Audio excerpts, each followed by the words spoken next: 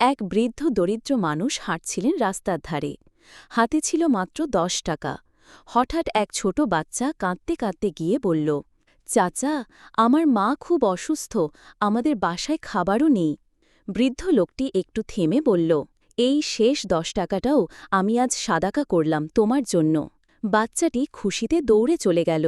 বৃদ্ধ লোকটি হাঁটতে হাঁটতে মসজিদের সামনে এসে বসে পড়লেন।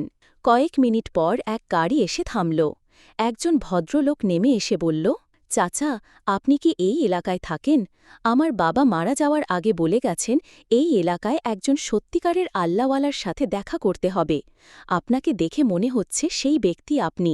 দয়া করে আমার সঙ্গে চলুন, আমি আপনাকে নিজের বাবার জায়গায় রাখতে চাই। বৃদ্ধ লোকটির চোখে পানি চলে এলো।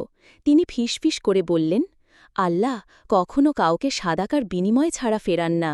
শিক্ষা: যদি তোমার সামর্থ্য কমও হয় তবুও দান করো। আল্লাহর কাছে হৃদয়ের নিয়তি সবচেয়ে বড়।